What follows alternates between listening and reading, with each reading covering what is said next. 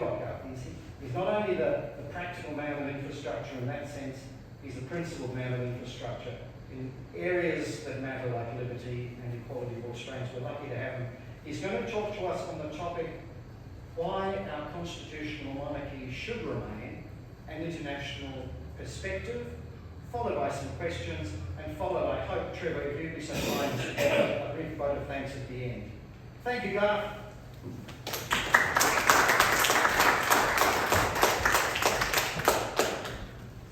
Thank you very much.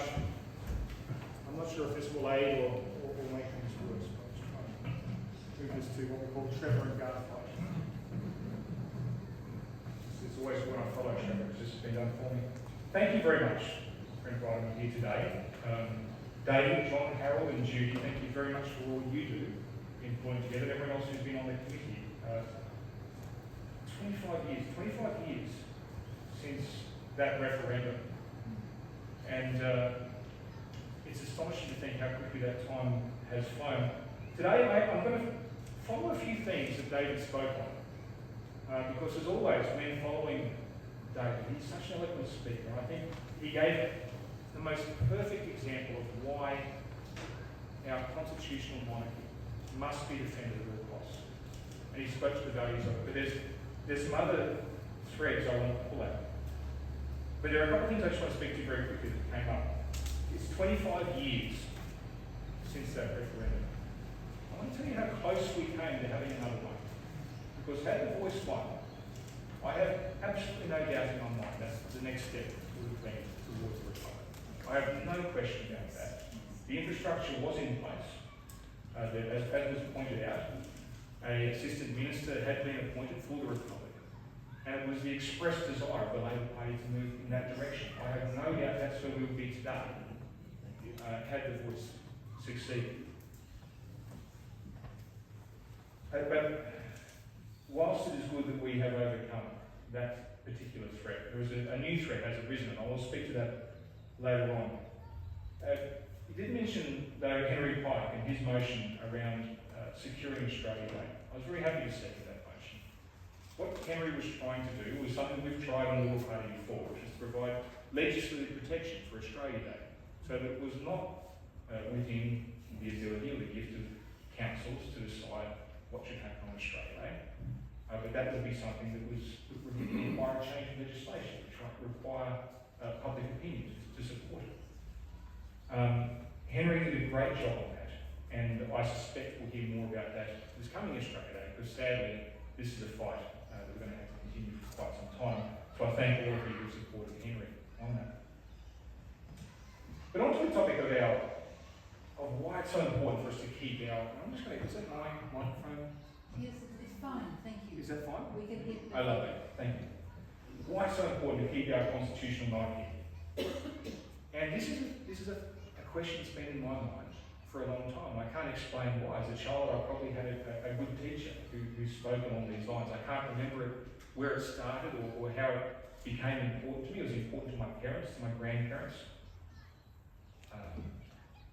But somewhere in me, this desire grew to understand why our constitutional monarchy had come about, and why it was important, why it created the culture and the civilization that we have.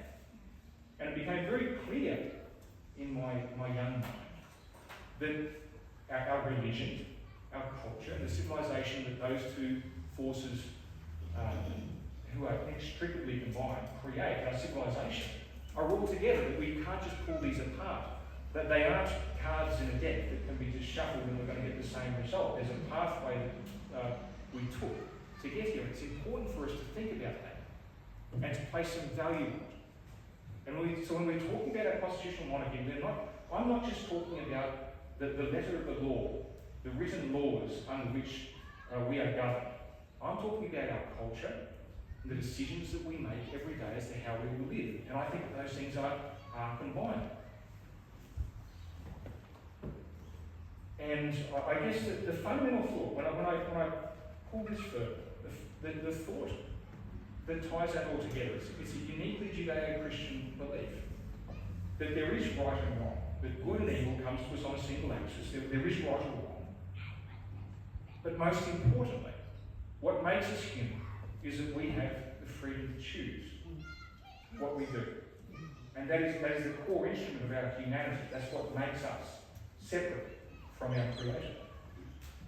And David spoke excellently on how that belief is not just from a Judeo-Christian background, but the Anglo-Saxon beliefs very much drove that pathway.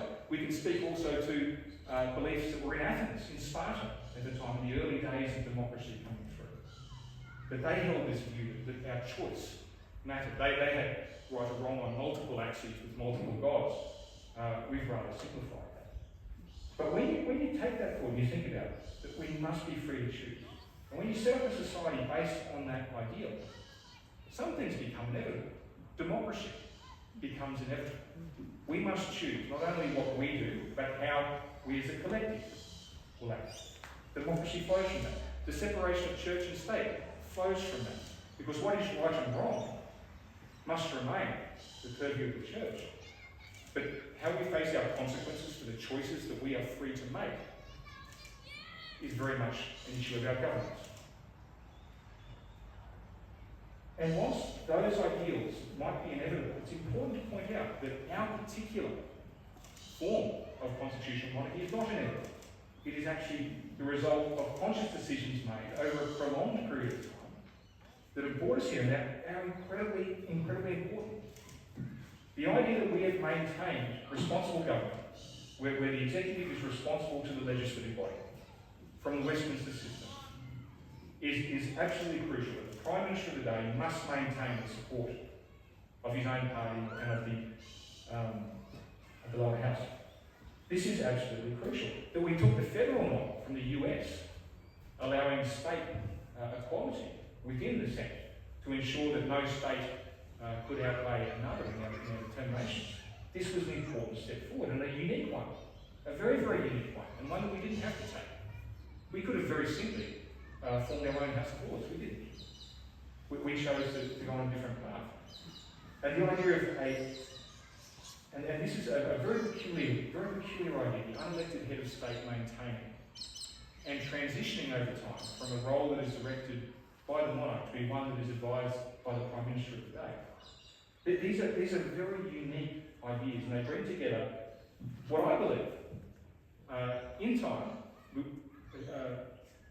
Australians will look back on with some pride to see that we did advance the cause of Western civilization when we formed our particular way of government. Our federal model is a unique step forward. It took the best of the Westminster system, it took the best of the US system, removing, as David so wonderfully talked about, the access to expression of vanity that exists in the head of government being a popularly elected role. And it combined in a very unique way. So I say that, I hope to express to you in my own way. I think what we have is special and it must be defended. I want to tell you just a brief little story as to why I think that is so important and why it's going to become more important. In 2010, I found myself working in the Middle East. This was almost inevitable for me because as a young child, as I questioned how we got here and how we've become the society we had, the answer somewhere along the line inevitably takes you to the Levant, somewhere between the Tigris and the Euphrates and into Arabia. The cradle of civilization, and I had this passionate interest in it. In fact, I can remember as a child watching a documentary made in 1988. It was a British man exploring through Iraq, looking at the early stages of civilization. Something that we can't do and haven't been able to do since about 1991 when the Gulf War rather made that impossible. So there's this last documentary of a man just walking free through Iraq and tracing back the real historical footsteps of how our culture got here. It stayed with me a long time. I was there to build a train. It ran down the west coast of the Arabian Peninsula. And very early on in my time there, as we were surveying the sands in the Hijaz, which is the region in the western side of the Arabian Peninsula, we came across some twisted train tracks. Of course, we realised very quickly that we were standing on the old Ottoman railway line, that T. Lawrence of Arabia, had led the rebellion to destroy. We were rebuilding a train that Lawrence and the Bedouin, the Druze, Hashemites had blown up. It was fascinating to be there, to see it in the sand. And that started in me this process. I think you can picture a young man loving being in a completely foreign world, not having any Arabic beyond basic sort of hand signals and the ability to say quiet, which is shway, which I often have to do when I hear some conversation. But reading T. Lawrence, and if you've ever read The Seven Pillars, it's an extraordinary book, and particularly the detail he goes into describing the environment around him is extraordinary. I would often find myself in a valley looking at rock formations that he spent 4 pages describing. So I was fascinated by T. Lawrence, and there's very few people who have embraced their time in Arabia so fully from a Western side and then recorded their thoughts so clearly. And I was living not on a compound. I was living, as I was required to do, because I was working directly for the government, such as it is in Saudi Arabia, amongst the people of Saudi Arabia. I was living in a place in Riyadh, a suburb called Sulmaniya, which is the Jordanian quarter. And I lived amongst the Arabian people. I got to know them very, very well. I went to the shops, I shop with them, I get my hair cut by them, I drive with them in a chaotic way to work every morning, where I could see an accident every morning, and that is not a joke. Every morning there'd be an accident on the way to work. So reading T. Lawrence and being so immersed in it myself, there are some of his points that came to me very, very clearly. And I say this without fear of accusations of Islamophobia, which is what people usually say when I talk on these issues. I lived there, I had no fear of it whatsoever. I was there. I faced it every day, I saw it. But what T. Lawrence proposed was that Islam was as much a means of governance as it was a religion. That when you read through the written word, particularly the hadiths, which go with it, this is a form of governance. This is the reunification of church and state. And fundamental in that, when you think about what that means, and in that time when that came about, this meant that yes, there was still a single axis on which there was right and wrong, and good and evil exist, but your freedom to choose is vastly removed. Because your actions are no longer determined, the consequences of your actions, your free choice, is no longer determined by the governing body. They are determined by a single law of church and state united. And if you follow the same path that I took us down before, under that system, democracy is not inevitable, actually it's untenable. You do not have the freedom to choose. This is not an attack on Islam, this is a reflection of T. Lawrence's observations and my own. And Lawrence very much feared, and it's very, very, very clear in his writings, he very much feared, particularly, that the Hashemites would not dominate and bring about the Pan-Arab world. He very much feared that the Saudis would, because of the Saudis' relationship with Wahhabis, which, as Paul speaks to a returning to the original practices of the faith. So I want you to think if you allow T. Lawrence's beliefs that Islam is as much a system of government, and it is taking us back to a time of original practice, it's no wonder you see the world that is there that I saw with my very own eyes. I worked in an office, and from my office, out the window into that car park was a place called Chop Chop Square. A terrible place, where things happened on a Friday that were horrible. People were executed with a sword every Friday. In Chop Chop Square, there is I walked past it. One of the most disturbing things I ever saw. I was walking through the square, and between the pavers, there is the most intricate and perfectly designed drainage system built between these pavers. It's incredible, and it drops down, and by my take, it is about a 2.5 metre drop. that it dropped down where it went away from. Someone designed that. I mean, the purpose of that is very clear. You execute someone in that method, it's a terrible mess. You have a system of government that designed that drainage system. Consider that. This is real. This is not an opinion. It exists. It's on the ground. I saw it. In the same world, we have intense state and corporate brutality. We all saw reports of Saudi citizens being taken away and disposed of mercilessly. I saw a protest by a group of Indian and Pakistani men who hadn't been paid for 18 months. It was dispersed in bloodshed. I saw that. It happened in front of my eyes. And that was a corporate body that did that. I see inequality of citizenship. People are treated differently according to where their background is. If your family fought with Ibn Sword, you have a special role in government. If you didn't, you don't. I saw corruption and extortion in manners that were extraordinary. And I saw the voice of a minority few dominate in a way you wouldn't believe. One of the things I noticed as an engineer was the family names that recurred amongst the different engineering bodies. So the drainage department will run by Ataka, whereas the Sharifs held sort of parks and niceties, and different families held different elements of infrastructure. It was a fascinating world. Now, I offer these observations, and they're truthful. I'm happy to stand for them.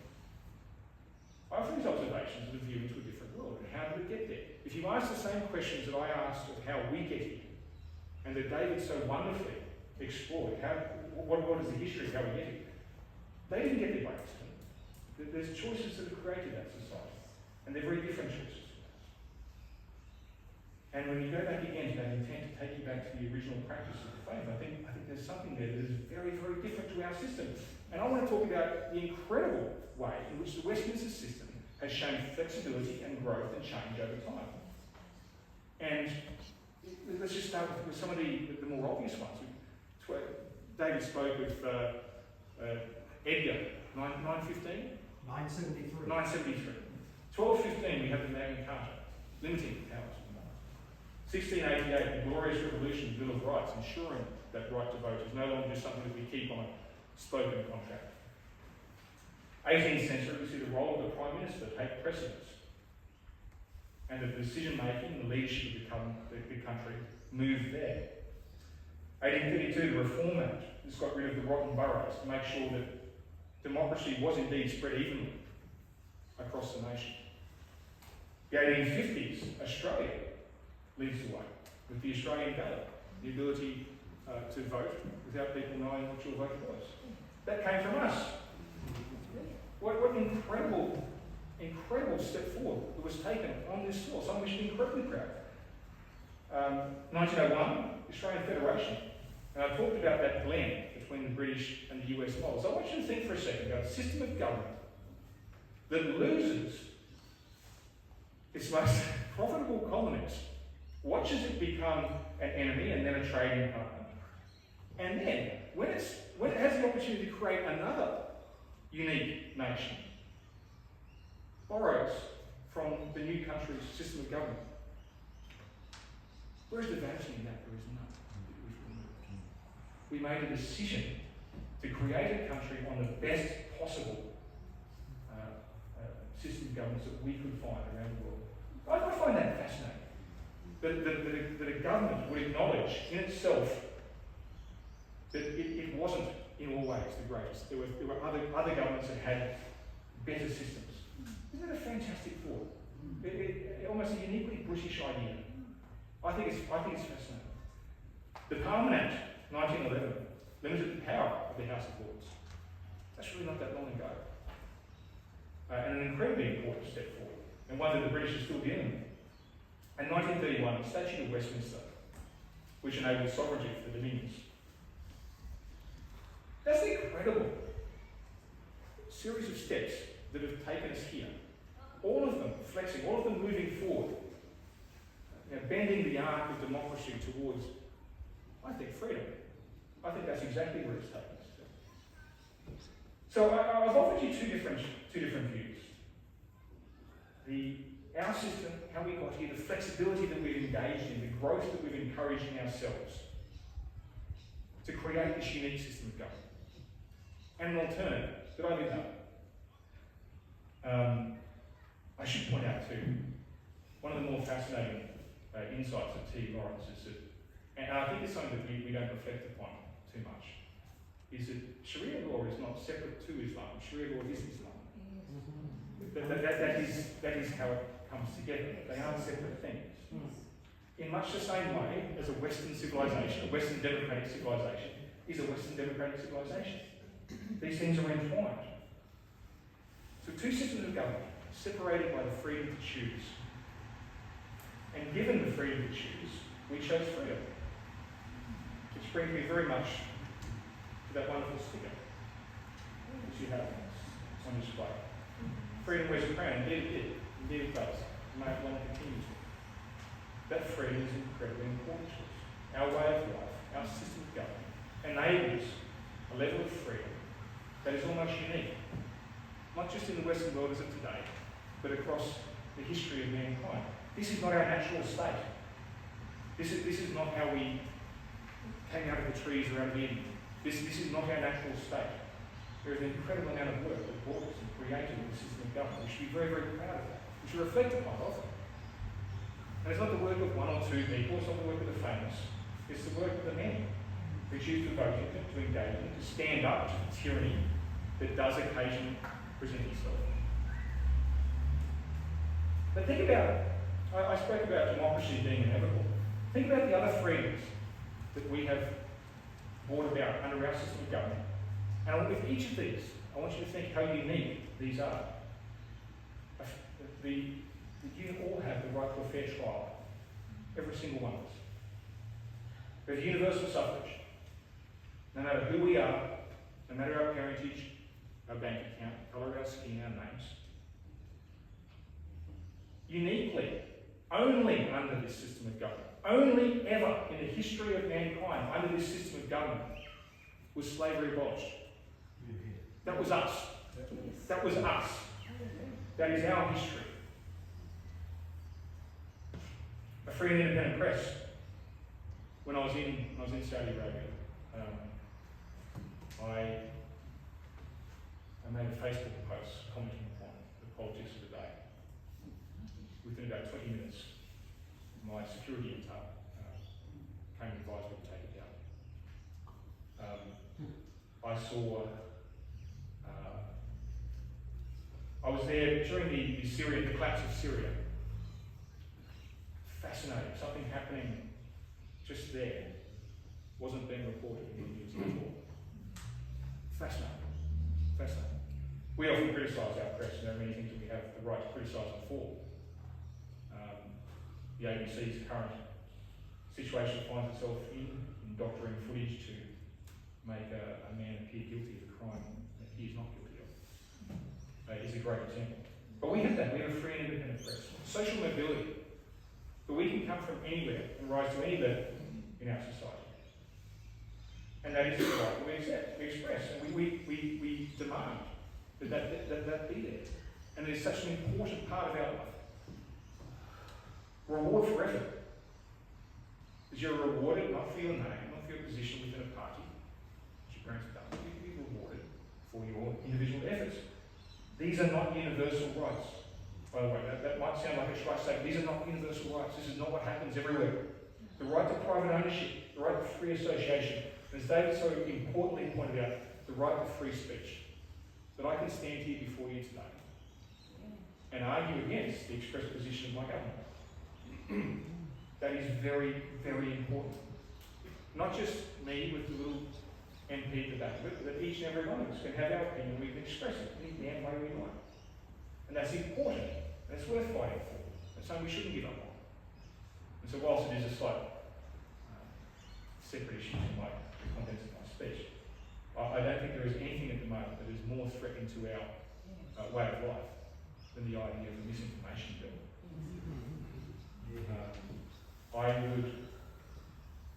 I think that would be the greatest step backwards we have made as a country.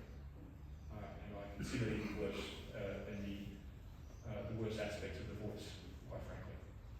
This is a level of control that no one should have. And not just a Labor government, people don't disagree with, people like myself and Trevor. No one should have that right. Absolutely no one. So, ladies and gentlemen, these are unique choices. Our way of life, our heritage, our forefathers, the people who built this great country, the people who built the great country that built our great country, made these choices. We should stand by them. And we should always remember that there are future choices. That history of change that I've documented must continue. We must continue that. But what's essential, what is unique about our way of life? Our constitutional monarchy. The removal from the head of state of political power. Responsible government, where the Prime Minister is still responsible to the Parliament. And the ability for the states to stand up for themselves in the Senate. These are such crucial things, and they've done us so much good. We must continue down this path. I'll put it also to you that these are good choices. If we go back to my earlier thoughts, that there is right and wrong. These are good choices. Because every step along that way has enabled greater freedom. Not just freedom of the states, freedom of you as individuals. These are incredibly powerful thoughts.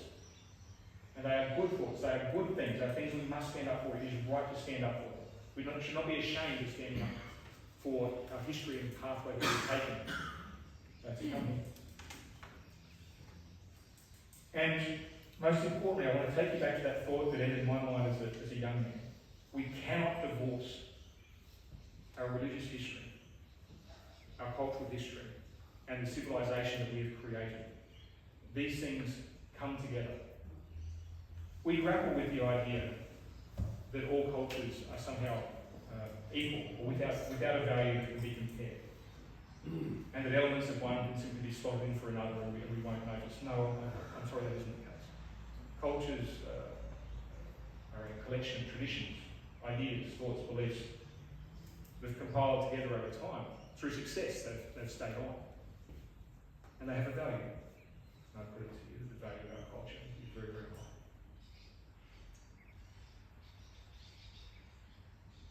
But look, I want to raise with you, and this is the most important point I want to make to you. I don't think this will affect us here in Groom, in this lecture. But having laid out for you that there are two very different ways of life, two very different cultures and religions, have created two very different systems of governance. I want to lay out to you the reality of the threat that Australia and the UK face for the first time. The UK just faced this.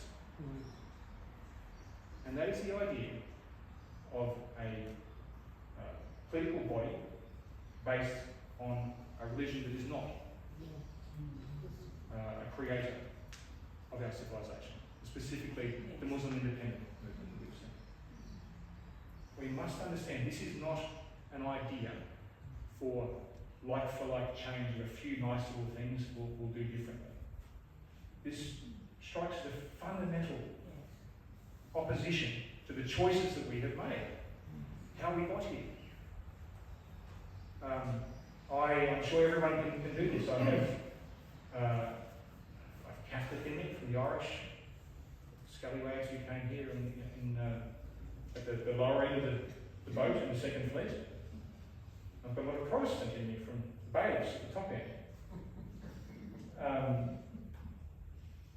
I spoke about this not that long ago. You go to my family, I've got 7 generations of family buried in one graveyard. They're split. Protestants and Catholics, we're still split. I don't know why. I'm on the Protestant side. I'm not sure my mother's Irish side is quite as happy about that.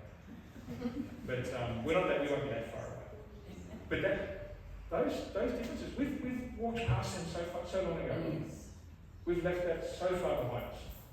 And in doing so, we've ensured the freedom that those things do not matter when it comes to our choices and the value that we create in ourselves through those choices. The value we create to our country by our actions. Those things are completely independent. our religion, our background, our race. And they must remain that way forever. Yes. So it saddens me tremendously that we have this phenomenon coming through in Australia. As I say, I hope we don't have it here in Groom. I don't think it would succeed very well. But I will point out that in the UK, it had a profound impact on electoral outcomes. And I suspect in parts of Western Sydney, it will have a profound impact on electoral outcomes and the behaviour of governments as well. And I think this is something that we must, if there is a way that we can stand up to this, if there is something that we can do to prevent a terrible backward step along the path that our culture has taken, it is to maintain our constitutional monarchy. That is what keeps us free. That is what keeps us equality. The liberty that our Anglo-Saxon forebears fought for. That is what was important. We cannot allow that system to fall apart. So, on that note, I want to thank you all, particularly those who have been here for the 28 years, 25 years since referendum, the 28 years since this body was formed. Thank you for all those who stayed that journey. There is a long way to go, and it's good to see some younger faces in the crowd, because I having seen this youth threat arise, I think this will be a continued fight for generations to come. And I think the fight will change shape. We're no longer just a left and right fight. There is something significantly different in that conversation that we must stand up to. And it will be a different fight. We must find different ways of expressing our love for the Constitutional Monarchy, different ways of defending it. Thank you all. Thank you for the invitation. I'm happy to take it.